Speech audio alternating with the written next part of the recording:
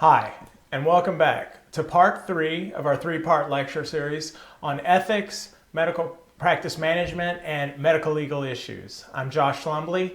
Let's go ahead and dive into this third lecture. So this one, we're going to be talking about two main overarching themes: substance abuse in the anesthesiologist population and a grab bag miscellaneous group. So for the next 20 or so slides, let's talk about substance abuse.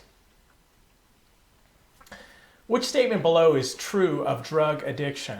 A. Withdrawal symptoms and tolerance are the result of compensatory mechanisms. B. The withdrawal symptoms that occur in heroin addicts are less dangerous than those that occur in alcoholics. C. Withdrawal symptoms are usually less intense versions of the drug effect. D. Drug addiction is caused by physical dependence. Or E. Cocaine addiction is the result of physical dependence.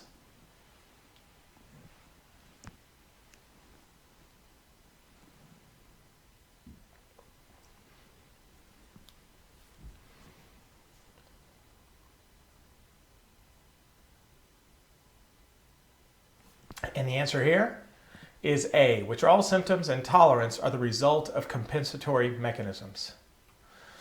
So obviously not all drug addictions are the cause of physical dependence. And withdrawal symptoms can both be mild, but they can also be quite severe. Withdrawal symptoms for opiates and alcohol are dangerous, for certain.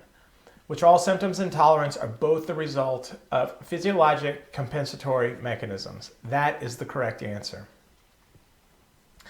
So when you look at anesthesiologists as a whole, the estimated risk of addiction is about 1% in faculty and 1.6% amongst residents. So this is not a major change since the first report, which was actually published in the late 40s. And it matches similar publications in the UK, Ireland, Australia, New Zealand, and our CRNA colleagues. Risk is highest in the first 5 years of practice. So once you make it past that kind of window of the first 5 years, typically there is you rarely see someone who presents with addiction after that first 5 years. There is a mixed incidence of anesthesia residents versus other specialties. One study indicates that it is 7 times higher amongst anesthesiologists, and then another retrospective looked at all the other specialties on multiple other publications, and it actually indicated that there was no difference in substance abuse amongst anesthesia residents and other specialties. But what we do know is that a prior addictive or high-risk behavior in a provider is predictive of addiction. So prior illicit drug use may motivate the candidate to choose anesthesia for their interest in the types of drugs and medications that we give in the operating room. Patients that have, or individuals that have pre-existing psychiatric disease or personality disorders are shown to be at higher risk for substance abuse. And then obviously, as we know, the anesthesia environment is high risk based on the number of drugs that we handle and the effects of those drugs. What we see is that OMFS residents that are doing their anesthesia rotations have a similar incidence of addiction as straight anesthesia residents. We have an exposure, we have a knowledge of drugs, we see how they affect the patients. We have neurochemical changes potentially related to inhalation or contact exposure. This is less likely, but it is one of the theorized, hypothesized factors associated with with an individual's desire or use of our medications in the operating room. Of course, there is easy access to these drugs, and then there is the possibility of worsening stress in our perioperative environment, which creates a vulnerability in folks and makes them more likely to try these medications.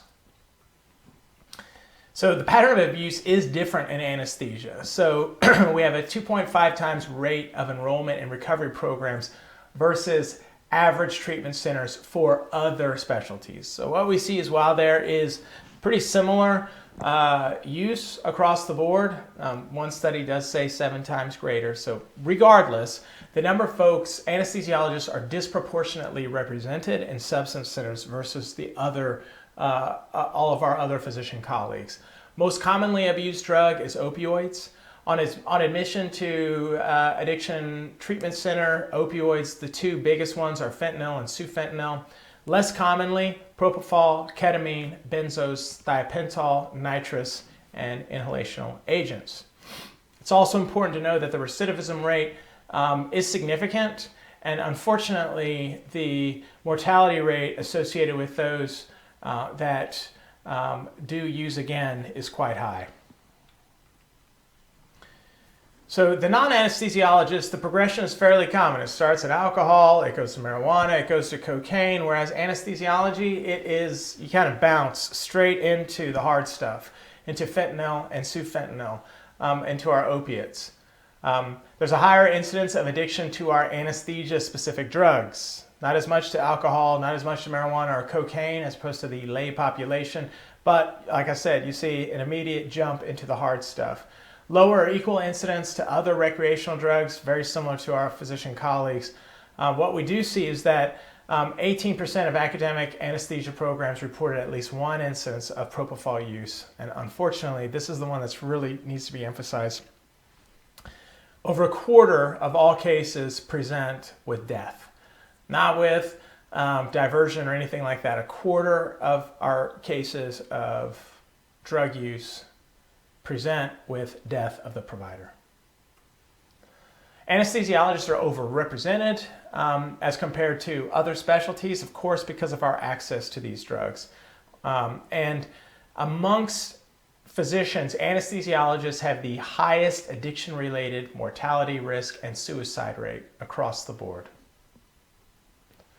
So how do we prevent these sorts of things? Number one, all of us need to participate in education about the risk of substance abuse, stress and fatigue management, mindfulness, whatever it is, however you cope. Unfortunately, despite increased education since the late 40s, what we saw is that there's no change in incidence of abuse. It has stayed pretty common. There are regulatory efforts and higher oversight in terms of narcotic reconciliation at the end of the day. Random drug testing actually is pretty controversial across the board. So the AMA stance is that really testing should not be truly random, that it should be for cause only. Only 2 academic departments outside of the military do random testing. But if you look at other industries, for instance, commercial drivers, railroad drivers, airline pilots, they are, they are susceptible and do have to participate in random drug testing. So with detecting substance abuse, you want to look for some suspicion, observation, and then of course audits, random audits of narcotic reconciliation are the most common means of detection. So that's a mechanism around doing random drug screening, is doing random audits for narcotic reconciliation. And why do we do this? Because self-reporting is actually uncommon. Less than the combination of both suicide, accidental death, and coma that presents from people that are abusing and diverting these drugs is the incidence of self-reporting. So hair analysis may in fact be needed for propofol, ketamine, midazolam, for those drugs that have brief half-lives and may not appear on a urine tox screen. Question: which of the following recurring patterns of behavior is most likely to be an indication of opioid addiction in an anesthesia provider? A, requesting to go home early. B, avoiding call. C, requesting frequent breaks. Or D, personally administering opioids in the PACU. If you'll excuse me for a moment, I'm just going to cough. I'm sorry, I'm kind of working through a cold here. Apologies.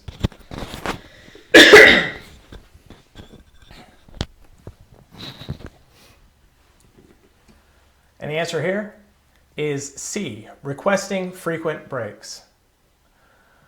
Practitioners participating in opiate diversion typically spend more time in the hospital and more time in the operating room. So they don't request to go home early. They don't avoid call. They like to be in the hospital. They like to take call. Obviously, administering opiates in the PACU, that's normal for all of us. So that's not a predictor for opiate diversion. But those providers typically request more frequent breaks for drug use outside of the operating room.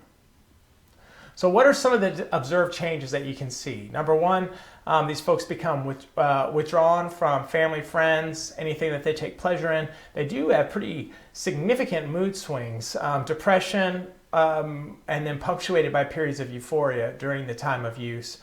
Increased episodes of anger, irritability, hostility. Spending more time at the hospital, volunteering to stay later. Taking more call, even when off duty. Maybe they're off duty, but you still see them roam in the hallways. Volunteering for extra call. Refusing relief for lunch or coffee breaks. Requesting frequent bathroom breaks. Signing out increasing amounts of narcotics or quantities that are appropriate for the given case. Signing out multiple vials of Dilaudid for a carpal tunnel procedure. Weight loss, pale skin. And a rise in the quantity of opioids that are requested, not just for the case, but definitely on the weekends. What we do need to know is that alcohol addiction typically takes years to become apparent. Addiction to short-acting opiates and fentanyl and sufentanil, those become apparent over the course of very few months. And again, just emphasizing this fact again, there is a high preponderance of the first presentation of opiate use being death of the provider. So failure to report an impaired physician as required by law may result in disciplinary action against the institution or the designated individual that is aware of this. So many state laws actually provide immunity for persons who report an impaired professional. And this is good because we do not want there to be any, we want a just culture. We don't want there to be any ill consequences related to raising the flag of concern surrounding diversion.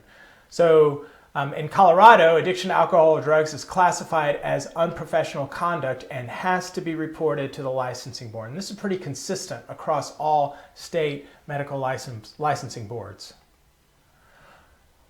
Now, once a person has identified as having an addiction to either alcohol, illicit drugs, or the opiates that we use in the operating room, we can enroll in a physician health program.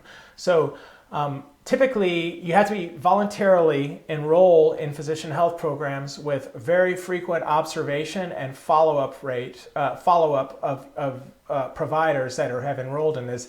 And these folks can monitor physicians after treatment and function as a surrogate to offer support, therapeutic interventions, and constant ongoing evaluation and help for folks that previously used illicit drugs. It also is typically a mandatory component to regaining one's medical license. What we see is that 5-year success rates are actually pretty good, 75 to 90%. Physicians are mandated to receive longer and more thorough treatment and long-term monitoring if they enroll in the PHP. There's better success rates versus the general population with the same degree of illness. So within the ABA, the ABA says it is a policy of the ABA that participation in an approved treatment plan for impaired physicians is not considered a restriction on medical license in and of itself. If a state medical licensing board permits the practice of medicine while a physician is compliant with an approved rehabilitation plan, the ABA will allow certification to be maintained. So it kind of goes hand in glove with participating in these rehabilitation programs as well as maintaining one's license in his or her own state. So there is controversy there. So a study that was done in 06 and 07 amongst 900 physicians So anesthesiologists were just as likely to be successful in completing a treatment program to keep their license as other physicians.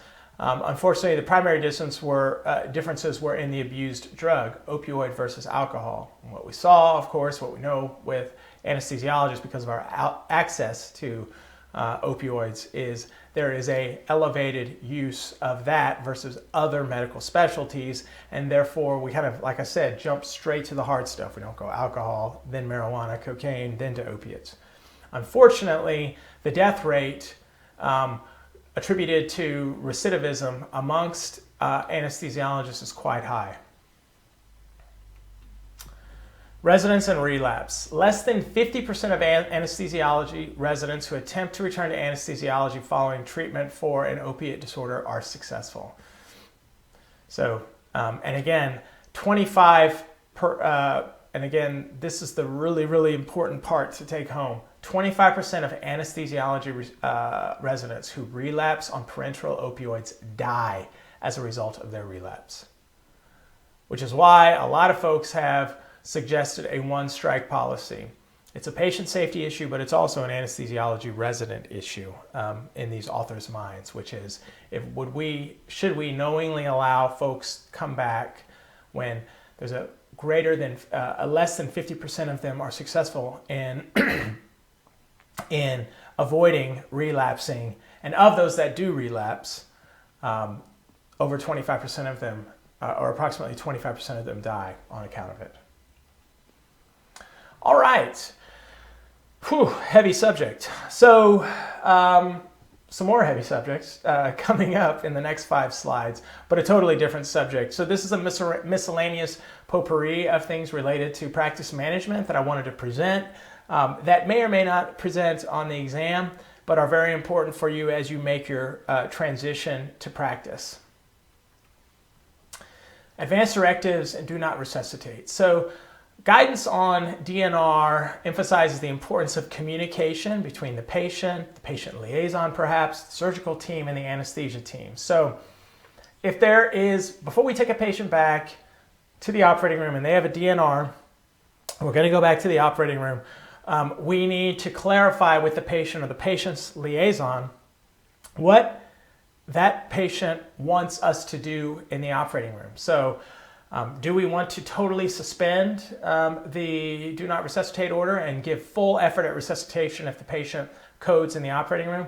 Maybe there is a limited attempt at resuscitation, and that's defined with regard to specific procedures. So I want you to do everything for me, but I don't want you to do chest compressions, defibrillation, or intubate me. Or I do want you to intubate me to do the procedure, but if I code during the procedure, don't code me, but you can continue to give me vasoactive drugs, or you can continue to give me IV fluids. You can put a central line in, but don't do chest compressions.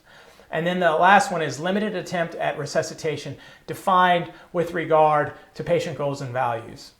I do want you to intubate me if I code, but only if I'm not going to be, only if this condition is going to be reversible and I'm going to be able to be extubated later. But I don't want to get a tracheostomy and have long-term ventilation. So if that's what's going to happen to me, please don't do it. Again, the emphasis here is that with DNRs and what you're going to do with the DNRs during the operation, you've got to have clear communication between the surgeon, the patient or the patient's liaison, the anesthesia team, and probably the floor nurse that's taking care of that patient. So medical errors, adverse, and sentinel events. What do we think about with medical errors? Medical errors are a failure of a planned action to be completed as intended, or the wrong plan to achieve an aim. And when we think about medical errors, this is a diagram that's very commonly bantered about in our space. It's typically not just one medical error. It is an alignment of many errors or many mistakes or many systems in the Swiss cheese model of problems. And every now and then, those holes align such that one mistake can pass through another, can pass through another gate, can pass through another gate, until you have an adverse event. And what is an adverse event? An adverse event is an injury caused by the medical management rather than the underlying condition of the patient. So something that we did, some sort of management, as opposed to the patient coming in septic and they're at high risk for an adverse event. Now, a preventable adverse event is defined as an adverse event that occurred as a result of an error or a system design flaw. So you think back in the olden days when there were not universal connections in the operating room. Okay, the pin index system didn't exist. So maybe you thought you were running oxygen, but you instead were running air. That would be a preventable adverse event. And then finally, we have a Sentinel event. Now, there's a whole host of definitions for what a Sentinel event is, but in our mind, what we think about is wrong-sided surgery, retained foreign object, etc. So it's an unexpected occurrence involving death or serious physical or psychological injury, and most often it is reportable to state medical boards or other governing bodies. Error assessment and prevention. So medical negligence is a failure to meet the standard of practice of an average qualified physician practicing in the specialty that's in question. Common thought is that medical error arises from an individual failing or making a mistake. Only the minority of cases actually amount from negligence or misconduct. It doesn't solve the problem, and oftentimes it fails to solve the problem if you make that blame and say that medical error arose from an individual. Again, going back to our first lecture, we want to view errors based on a system, a systems issue. Again, it also, in that culture of blame, forces a doctor to kind of sweep those errors under the rug and not make them public. They typically arise, again, from systems failures. So what we want to do is we want to reduce complexity, we want to automate, standardize, we want to use checklists, and then we want to use constraints. So is there any possible way that we can prevent an error? Yes, have universal attachments in the operating room. Even though something is manufactured by different manufacturers, they all need to fit together. And so you can't have a nasal cannula that's attached to IV fluids or something like that. Again, one example to avoid medical errors is by using checklists, reminders, and protocols. Here we have an example of a WHO preoperative checklist. When we look at problems, we want to do a root cause analysis. And a root cause analysis is a tool that uses a multidisciplinary approach to perform comprehensive systems-based reviews of mistakes, of critical of critical incidents or events. So it's a collaborative. Again, we're transforming from a reactive culture to a proactive culture. Honest event descriptions and mission statements. Everyone needs to be honest in this and not try to sweep it under the rug.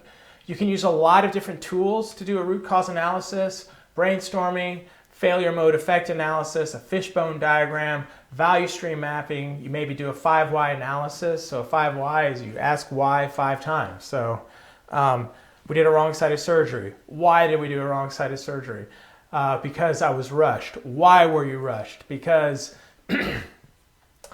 the patient didn't show up until 2 minutes before surgery. Why did they not show up? Blah, blah, blah, blah. You take it out 5 times. And that is it for this lecture. Thank you very much.